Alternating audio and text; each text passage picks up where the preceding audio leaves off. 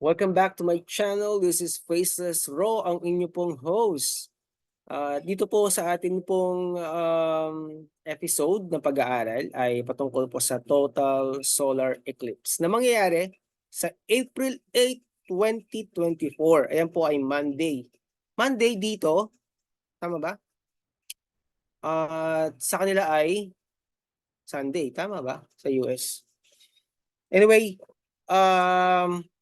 yung title doon ay Handa ka na ba? Posible mangyayari na ang rapture, 'di ba? So the question is, mangyayari ba talaga ito sa October, April 8, 2024?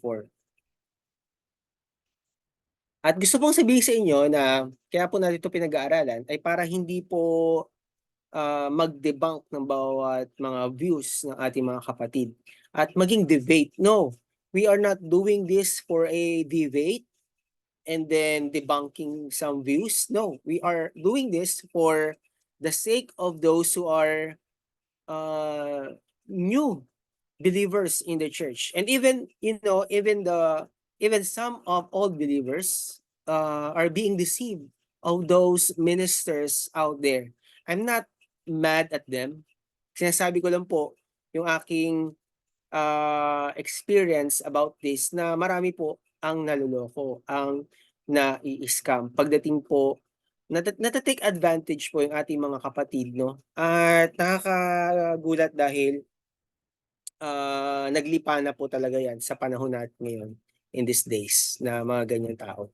Pero bago muna tayo magtuloy-tuloy, ay magsho-shoutout muna tayo ng mga nag-comment sa ating comment section sa last recent vlog. Okay, unahin na natin ang ating magiting na leader ng Team Paangat Channel, walang iba kundi si Froilan Vlog. Sir Froy, salute sa iyo. Siya po ay nasa Middle East. Maraming salamat sa lahat ng mga tulong mo sa aking YouTube channel, at syempre kasama diyan si Utol Cha. Salamat sa mga help mo, Utol Cha. Sa aking channel, of course, si Sis Mitch, nako, ang laki din ng help, sobra. Lahat ng Team Pangat Channel, ang laki ng tulong po sa akin yan. Si Ate Ruby, Ate Che, Pretty Dimple Channel, sino ba? Itong nagbigay sa akin ng t-shirt, okay, walang iba kundi si Utol Jane, yan, nasa Hong Kong. Maraming salamat. At appreciate ko talaga tong t-shirt na to, no? Ito yung laging suot natin. Praise God. At ano pa ba? Si Utol Cell, yan. Ang kanyang mga vlog naman ay more on mga sounds, okay, ng nature. At si Utol Shinjin, yan. And salamat Tol Shin sa iyong mga pagbisita at pagsuporta sa aking YouTube channel. Salamat din kay Utol Grace, kay Doc Juday, no? Maraming salamat sa inyong mga talagang pagsuporta. Shoutout ko rin si Sir Jude at lahat, hindi ko naman masabi ngayon lahat, no? Si Sir Nolds, yan. Hindi ko man masabi lahat yung pangalan ng Team Paangat Channel. I appreciate you all. Okay? Okay. So let's move on. Si Lady Len, that's my wife. Okay? And then si Mark Anthony Briones, sabi niya, sending support. Okay, and then thank you for sharing. Bro, matanong ko lang, may friend ka ba na Anthony Briones, taga Parañaque, Bikutan, Doña Soledad? Yan, diyan nakatira. Anyways, let's move on. Si Ate Alvi Di Matulak, maraming salamat sa lagi niyo pong pagsuporta dito sa ating vlog. Solid supporter, FLM. At salamat sa iyo, Ate Alvi, at sa ating pandemic hero. Syempre, walang iba kundi si Doc Francis Leo Marcos. At syempre, si Ate Sara. Yan, Galarte, salamat. Alam niyo, siya yung unang-unang laging nagko-comment sa ating vlog. Maraming salamat, Ate Sara, sa iyong pa-comment at panonood ng ating vlog. I-filter niyo po yung mga sinishare ko rito, no? Hindi lahat po ng sinishare ko rito ay kakainin natin, no? Eat the meat, chew the bones. Okay? So, sino pa ba? Si Greg Tal. Hello bro, thank you for your comment. I appreciate your thoughts and views regarding rapture. Okay, you are my brother in the Lord and I appreciate you, bro. Sabi niya dito, bro, I'm glad you believe it's on April 8. Okay. Ba, ito pa, God bless you, brother. Ang dami ng usapan pala namin dito. Ayan, oh. Ang ganda ng mga share niya. Okay. So, ito pong part 2, ika-clarify ko lang yung sinabi ko sa part 1 na wag po tayong matakot, alisin po natin yung ating pangamba dahil naniniwala po tayo. Ang sabi ng Bible sa Matthew 24, dito po ako magbibigay ng chapter and verse. Katulad po ng sinabi natin sa part 1 na ang salita ng Diyos ang ating reference point. Walang iba. Amen. Hindi po experience ng tao ang ating reference point. Hindi po yung kanilang edad dahil matanda na. I'm sorry po, no? I'm also um not so young, no? But young. No? At hindi po yung age, hindi po yung tagal ng taon na binilang natin bilang isang Kristiyano at dami na natin mga experiences, hindi po yun ang basihan, kundi ang reference point po natin ay salita ng Diyos. Okay? Sabi ng Matthew 24 sa verse 36, okay, tignan natin dito. Babasahin ko po sa wika natin. Okay, sabi dito sa verse 36, Matthew 24, ngunit tungkol sa araw at oras na iyon ay walang nakakaalam kahit ang mga anghel sa langit o maging ang anak man, ang ama lamang ang nakakaalam nito. Ano yun? Yung pagdating ng ating Panginoong Hesus. No? And I believe even rapture. Kaya gusto ko po sabihin sa inyo na pag may nagsabi na mag-rapture na, ang dami po nito sa body of Christ at nakakalungkot po. I am so sorry dun sa mga na take advantage ng ibang mga ministers. And we are now exposing not to put them to shame, but to tell them na wag na nilang gawin dahil marami po na mga kapatid natin sa body of Christ na naloko, na scam at na take advantage at nakakaawa po, no? Itigil niyo na po 'yan mga kapatid, okay? Wala pong nakakaalam.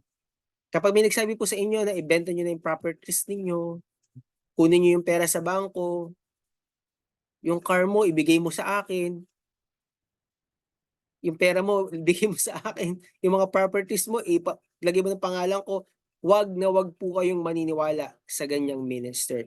It's not from the Lord. It's deception.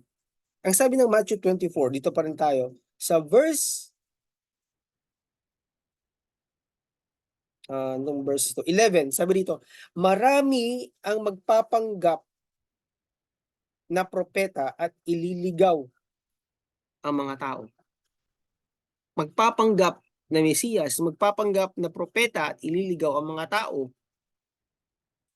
Huwag po tayong maniniwala. It's a scam. Alam niyo po, naglipa na ang scam. Hindi lang po sa body of Christ, maging po sa secular, ang dami pong mga nai-scam sa mga business area, ang dami na scam. Kaya gusto pong sabihin sa inyo that you have the Spirit of God and you can discern the Spirit.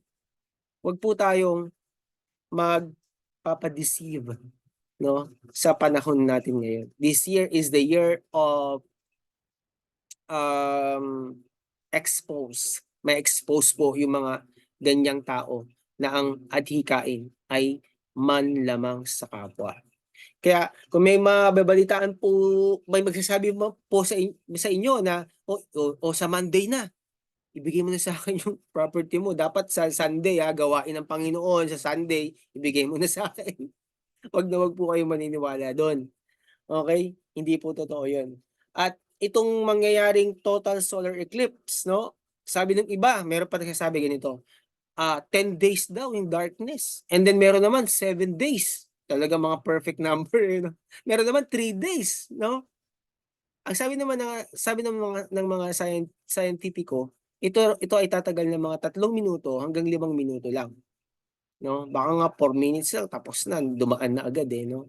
At dun nga pala, yes, iko-correct ko nga pala, no, I stand corrected dun sa sinabi kong 8 states. Yung isa doon yung Canada. Okay, 7 states sa Amerika, pero ang isa doon yung Canada. So yun lang po, anak, huwag dyan. No, anak. Yan, may anak tayo rito na mabait. Yan, salamat. Di ba? Kaya gusto ko sabihin sa inyo na maging tayo discernful sa times natin sa panahon ngayon. Discerning sa times natin sa panahon time natin ngayon.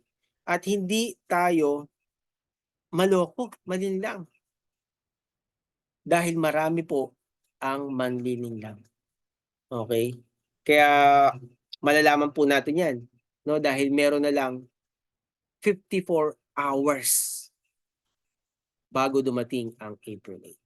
So, nais ko pong sabihin sa inyo na tayo po ay manalangin at hindi po tayo dapat patakot. Sa mga susunod na ating pag-aaral, nais ko pong i-share sa inyo ang ilang pang mga view. Hindi po pala tayo sisimula sa mga view, pero nagbigay po ako ng isa, no, at i-expand po natin more ang ating po pag-aaral patungkol sa mga views. At nais ko pong sabihin sa inyo na hindi po tayo magdi-debate patungkol dito. Tayo po ay magmamahalan sa body of Christ dahil yung debate, it will leads to hate. Okay, ang gagawin natin dito ay hindi po debate. Okay, hindi po tayo magde-debunk ng mga views and then I'm going to attack this beliefs of this certain affiliation and then certain affiliation at yung tama ay sa atin kaya tayo lang ang tama, di ba? Baka tamaan ako niyan, di ba? No, hindi po yung gagawin natin. Ang ipo-promote natin dito is truth, of course, the truth of the word of God. Kung may mga minor differences, hindi po natin pagtatalunan yun. Okay? Tayo po ay magmamahalan sa body of Christ. So, nais ko pong sabihin sa inyo na sa mga susunod natin pag-uusap at pag-aaral ng salita ng Diyos patungkol po sa mga propesiya at mga updates patungkol po sa pag-aaral sa huling panahon, nais ko pong sabihin sa inyo na ang pag-aaral na ito ay para po sa ikalalakas po natin at hindi po sa ikahihina ng ating espiritu. Tayo po ng mga anak ng Diyos ay may pag-asa.